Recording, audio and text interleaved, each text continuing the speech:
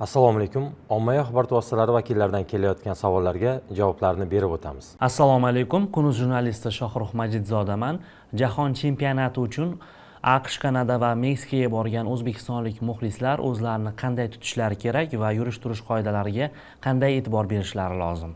Ma'lumki, 2026-yil 11-iyundan 19-iyulga qadar Amerika Qo'shma Shtatlari, Kanada va Meksikada futbol bo'yicha jahon chempionati bo'lib o'tadi. Quvonarlisi, O'zbekiston milliy terma jamoasi mamlakatimiz tarixida ilk bor ushbu nufuzli musobaqada ishtirok etadi. O'zbekiston milliy terma jamoasini qo'llab-quvvatlash maqsadida AQSh va Meksikaga safar qilishni rejalashtirayotgan fuqarolarimizga bir qator muhim tavsiyalarni eslatib o'tmoqchimiz. Avvalo, safar oldida mezbon davlatlarga kirish, viza va migratsiya talablari bilan sinchiklab tanishib chiqish, barcha zarur hujjatlarni o'z vaqtida rasmiylashtirish va ularning amal qilish muddatini tekshirib qo'yish lozim. Safar davomida pasport va boshqa muhim hujjatlarni, asl nusxalarini hamda ularning elektron va qog'oz ko'chirmalarini saqlash, mahalliy qonunchilik, huquq-tartibot organlari talablari va umumqabul qilingan jamoatchilik xulq-atvor qoidalariga qat'iy rioya qilishni so'raymiz. Shuningdek, harakatlanish marshrutlarini oldindan rejalashtirish, transport va rasmiy axborot xizmatlaridan foydalanish, odamlar gavjum joylarda shaxsiy xavfsizlik choralariga amal qilish hamda ruxsat etilmagan ommaviy tadbirlarda ishtirok etmaslik tavsiya etiladi.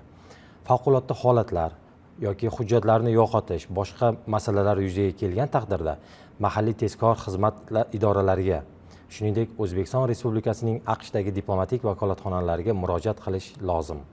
Barcha muxlislarimizni milliy terma jamoamizni munosib qo'llab-quvvatlashga, mezbon mamlakatlar qonun qoidalariga, jamoat tartibiga, mahalliy an'analar va madaniyatga hurmat bilan munosabatda bo'lishga chaqiramiz.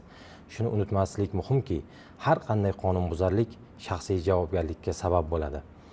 Ayrim shaxslarning noo'rin xatti-harakati esa butun o'zbek jamoatchiligi va mamlakatimiz haqidagi tasavvurlarni salbiy ta'sir etishi mumkin. Jahon chempionati kabi yirik xalqaro sport musobaqalari davrida O'zbekiston va uning fuqarolariga bo'lgan e'tibor yanada ortadi. Shu bois har bir vatandoshimiz xorijda nafaqat muxlis, balki O'zbekistonning munosib vakili sifatida ham namoyon bo'lishini unutmasligi lozim.